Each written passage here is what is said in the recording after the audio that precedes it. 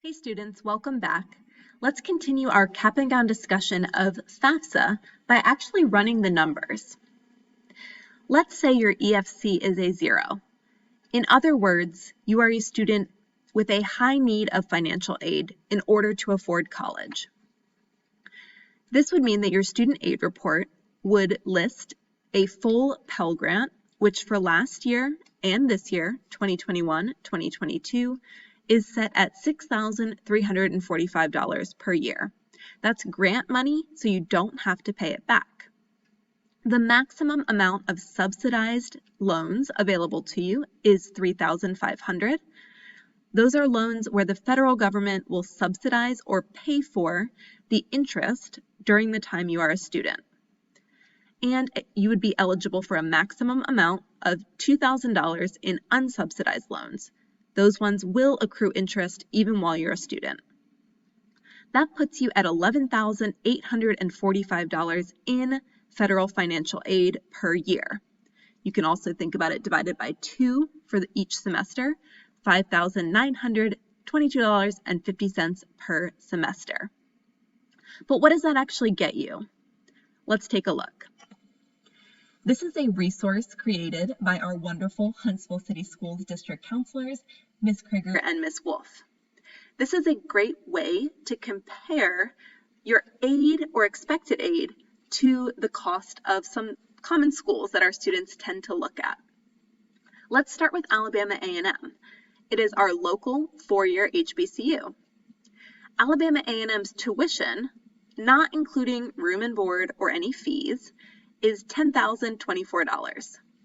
So that is under your total amount of aid per year, but it would require you to take out some, almost all, of those loans. So you'd be basically taking out the maximum amount of loans from your FAFSA, your federal loans. Similarly, Auburn University, which is a public 4-year university, not local, so you would have to be doing some traveling. Their tuition per year is $11,796.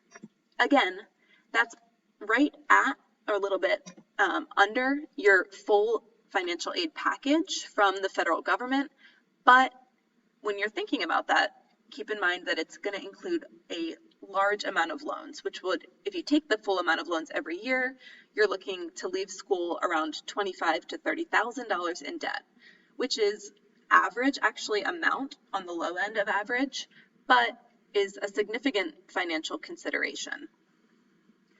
On the other hand, Calhoun Community College, their cost of tuition per year is $4,200. That number is actually less than your federal Pell Grant. So essentially, you would be attending Calhoun per year for no money out of pocket, no loans. Of course, that's a 2-year program, so from there you would want to have a plan in place for transferring, at which point you might be having to take on a little bit of debt, but you've saved yourself for 2 years, and in fact, you'd be looking at getting some money back, which you could use to pay for things like books, your gas, rent if you need to pay for an apartment or some type of living situation. The school will reimburse you Pell Grant or any aid money not used. That's why you want to be careful about those loan amounts and make sure you're only taking out the correct amount. More on that later. Some more schools to look at. UAH, which is again a local public 4-year school. Their tuition cost per year is $9,730. So you'd be looking at some loans, not quite the full amount of loans, with the added benefit that perhaps you could live at home and not have to worry about the room and board costs, or maybe not all of them.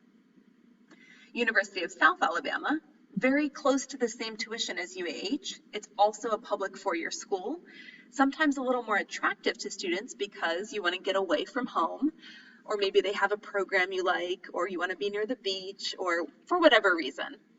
But keep in mind that at that point, you are going to be thinking about a large number when it comes to room, board, and additional fees, such as driving and all of those hidden costs. But you're still under technically your aid package, so that's good news.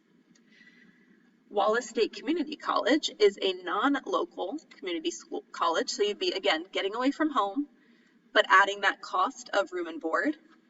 they still come in under your full Pell Grant amount.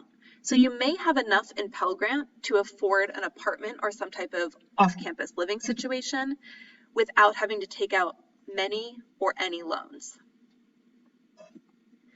Finally, let's look at Vanderbilt University, which is about 2 hours away in Nashville, Tennessee.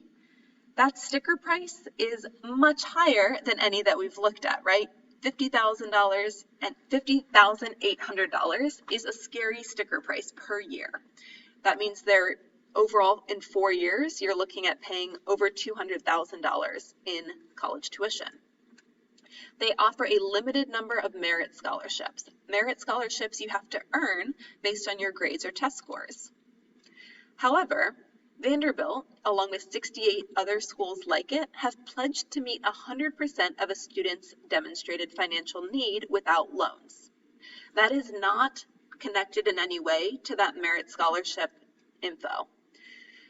What this means is that if you get in, so if you have the scores to be accepted, if you write an essay that compels Vanderbilt or Georgetown or schools like them to accept you, and you have an EFC of $0, you would go for free. No money out of pocket, no loans. Again, there are about 68 schools in the US that meet full demonstrated need. Vanderbilt is just one of them.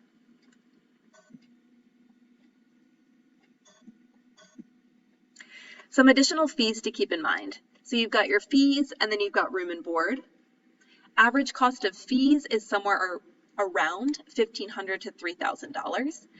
Those will be listed on your bill as things like technology fee, fitness fee, health fee, things like that. You'll see a bunch of them when you get the first tuition bill. The average cost of your room and board, which includes your dorm room and your meal plan, which in most cases are required for freshmen and often sophomores as well. The average cost is somewhere between $8,000 and $10,000 per year. Obviously, those average costs, it could be lower, it could be more. Keep those in mind. Those are not included in these tuition numbers on this document that I'm going to link here.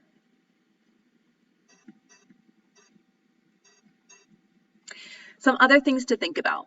So, number one, what other costs of attendance do you need to consider? Do you need to think about booking flights to go get to and from school, maybe on the holidays as well? Do you need to purchase a car? If you have a car and want to bring it, will you need a parking pass? Gas money? Books are a considerable expense. Clothes, groceries, insurance, health, literally everything you need to do daily life. Think about how you're going to be able to afford it. Are you going to have an on-campus job, an off-campus job? What additional financial aid can you create for yourself? Ask yourself, is living at home a viable option?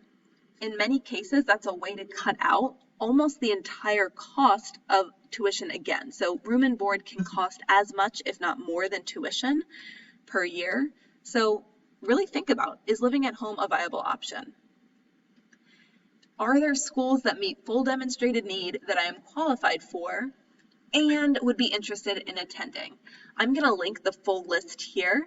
So click that link in this video and take a look and see if there's any schools that you, number one, are qualified for, have the scores, have the grades, have a compelling enough story that you might match up well with them. And is it somewhere you'd be interested in going? So of course, it's no good to go for free to a school that just doesn't have the programs you want or is so far away that you're not going to be successful. So really think about these things. We'll be back to talk more about some of these financial aid considerations and scholarships in future videos. Talk to you soon. Bye, CAP&GOWN scholars.